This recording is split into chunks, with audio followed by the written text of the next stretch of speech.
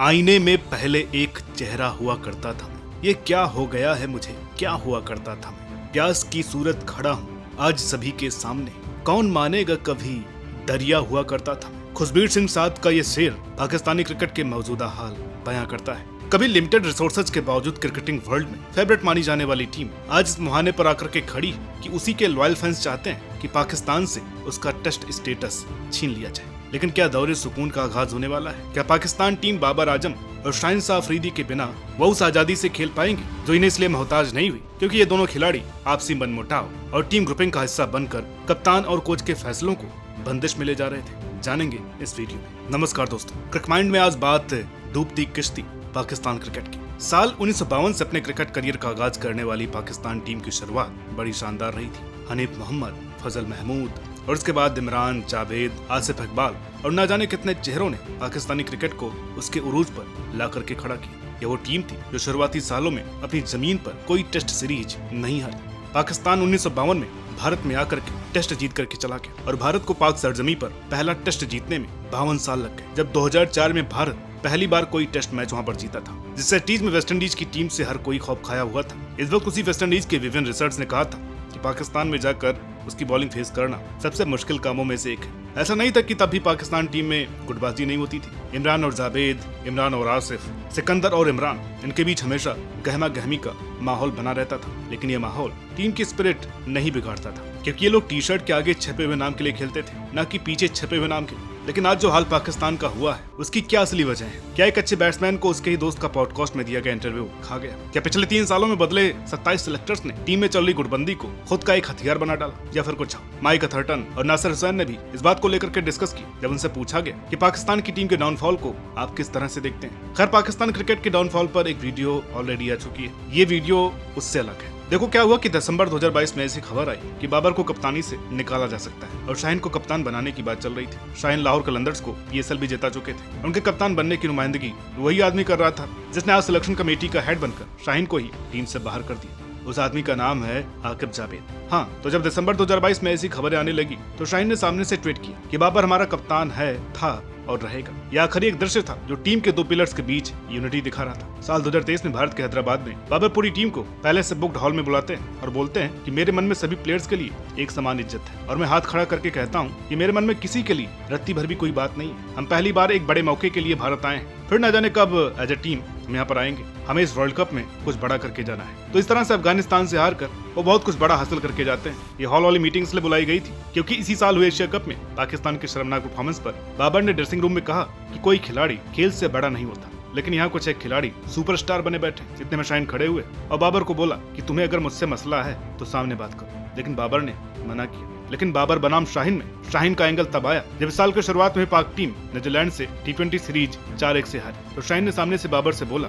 कि आपको कप्तान बनाने वाले हैं, आप बताएं कि आपको बनना है, मैं खुद रिजाइन करता हूँ। लेकिन तब बाबर ने मना कर दिया था। लेकिन इसके अगले दिन ही मोहसिन नकवी ने बाबर को T20 की कप्तानी दे दी, जो कि उनसे जाका अशरफ के वक्त वर्ल्ड कप 2023 के बाद से छीन ली गई थी। यहीं से शाहीन ने बाबर की तरफ अपनी नापसंदगी को कहीं कारण देना शुरू कर दिया। इसी के बाद शाहीन ने ट्वीट करके लिखा था कि मुझे ऐसी परिस्थिति में मत डालो कि मुझे तुम्हें अपनी क्रूरता दिखानी पड़े। मेरे धैर्य की परीक्षा न लो, मैं वो कर सकता हूँ जो तुम सोच भी नहीं सकते। और आप जानते ही पाकिस्तान क्रिकेट में कॉमेडी तो चलती रहती है। इसी रिवायत को बरकरार रखते हुए जाका अशरफ ने एक टीवी प्रोग्राम में बोल दिया कि बाबर तो मेरा फोन ही नहीं उठाता। टीम में ग्रुप्स बने हुए हैं, ग्रुप्स वाली बात को लेकर खिलाड़ी मना करते रहे कि ऐसा वैसा कुछ नहीं है, अब हम ठीक है और वर्ल्ड कप 2024 की तैयारी में दुरुस्त है। और जब वर्ल्ड कप की रिपोर्ट मांगी गई मैनेजर और कोच से तो उसमें यह बात साफ साफ लिखी हुई थी कि टीम में यूनिटी नहीं है। खिलाड़ी एक दूसरे को देखना तक पसंद नहीं करते। गैरी कर्स्टन ने कहा कि उन्होंने इतनी क्रिकेट खेली, इतने साल कोचिंग की, लेकिन ऐसा ड्रेसिंग रूम पहली बार देखा जहाँ एक खिलाड़ी अंदर आता है तो दूसरा उसे पीठ दिखा देता है। तब मोहसिन नकवी ने भी बोला था कि सर्जरी होकर रहेगी। फिलहाल सर्जरी तो शुरू हो चुकी है। इंग्लैंड के खिलाफ बचे हुए 2 टेस्ट मैच से बाबर, शाहीन और नसीम को ड्रॉप किया गया। ये कोई 4 साल बाद अपनी जमीन पर टेस्ट जीता है, लेकिन वहाँ कमेंट्री कर रहे रमीज रजा को ये शायद पसंद नहीं आया क्योंकि उन्हीं की चेयरमैनशिप के दौरान बाबर को खुली छूट दी गई। पाकिस्तान की पिचों को फ्लैट बना के जब रमीज से सवाल पूछा गया तो उनका जवाब था कि क्या आप बाबर को सेंचुरी बनाते नहीं देखना चाहते? तो रमीज भाई, तब से लेकर के अब तक 18 इनिंग्स हो चुकी हैं। आपके प्रियतम बाबर ने हाफ सेंचुरी भी नहीं लगाई। आपकी जिद और सोशल मीडिया मॉब ने एक अच्छे बैट्समैन को कहीं धकेल दिया है। कहाँ धकेल दिया? बाबर की जगह टीम में आए कामरान गुलाम को लेकर खुद कप्तान शान मसूद ने बोला कि पहली गेंद खेलने से पहले ही उसको लेकर के बहुत कुछ बोला जा रहा था क्योंकि वो बाबर की जगह खेलने आए थे। क्या आप मानेंगे कि बाबर आजम को लेकर उनके फैंस जो कि लॉकडाउन किड्स हैं, वो पहले तो चाहते थे कि कामरान फेल हो जाए, फिर चाहते थे कि पाकिस्तान हार जाए। यानी गुलाम और शान मसूद दोनों पर दबाव था, साथ ही इन दोनों बॉलर्स पर भी जो शाहीन और नसीम की जगह टीम में आए थे। लेकिन कामरान गुलाम ने क्या शतक मारा, उन दो स्पिनर्स ने आपस में पूरे 20 विकेट लेकर बाबर की फैन आर्मी को शांत कर दिया। आपको जान करके हैरानी होगी कि कामरान गुलाम के अलावा स्पिनर साजिद खान और नुमान अली इस सीरीज का हिस्सा ही नहीं थे। जी हाँ, 11 विकेट लेने वाले नुमान और 9 विकेट लेकर के पूरी पाक टीम में एग्रेशन को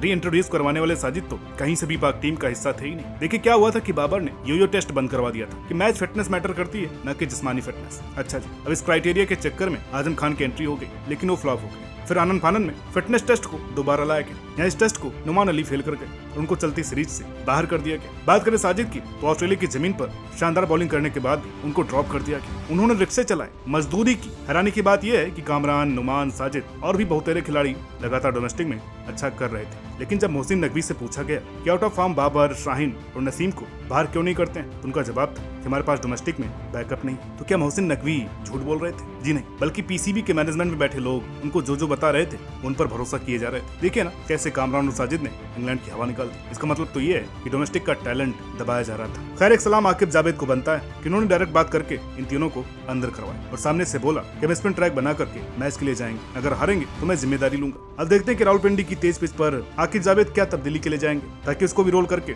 स्पिन ट्रैक में बदला जा सके। तो ये तो मैदान के अंदर की कहानी, मैदान के बाहर अलग ही महाभारत लगी हुई है। अब लगता है कि अगला नंबर फखर जमान का है। उन्होंने टीम अनाउंस होने से पहले ट्वीट कर दिया कि बाबर टीम का बेस्ट बैट्समैन है। विराट की भी औसत खराब रही थी, इसके बावजूद भी उनकी टीम में जगह बनी रही। यानी कि उनको पहले से पता था कि बाबर बाहर होने वाले हैं। इस भाईचारे भरे ट्वीट्स के लिए उनको पीसीबी से शोकेस नोटिस भी मिला है। लेकिन उनको अगर पता था तो भाई शाहीन और नसीम के लिए ट्वीट क्यों नहीं की? यही नहीं, इंग्लैंड के खिलाफ टेस्ट सीरीज से पहले जब एक कनेक्शन मीटिंग बुलाई गई थी, तब ये पूछे जाने पर कि किसी प्लेयर को कोई तकलीफ हो तो बताओ, तब फकर वहां पर फट पड़े। उन्होंने टीम मैनेजर को आड़े हाथों लेकर के बोला कि चेयरपर्सन को सबसे पहले मैनेजमेंट की सर्जरी करनी चाहिए। ये लोग लीग खेलने के लिए एनओसी नहीं देते हैं, देते भी हैं तो वापस बुला लेते हैं। तो दरअसल हुआ ये था कि फकर को सीपीएल के लिए एक बार एनओसी मिली थी। वो 36 घंटे सफर करके जैसे ही वेस्ट इंडीज पहुंचे तो उनको वापस बुला लिया गया कि आपका फिटनेस टेस्ट करना है। अच्छा, फिर फिटनेस टेस्ट हुआ, लेकिन जिस सीरीज के लिए टेस्ट लिया गया था उसमें खिलाया ही नहीं। इसलिए फकर को इस बार सेंट्रल कॉन्ट्रैक्ट से बाहर किया हुआ है। अब देखिए आगे क्या होता है। वर्ल्ड कप में हुई लापरवाही को अंडर द कारपेट रफा दफा करने के लिए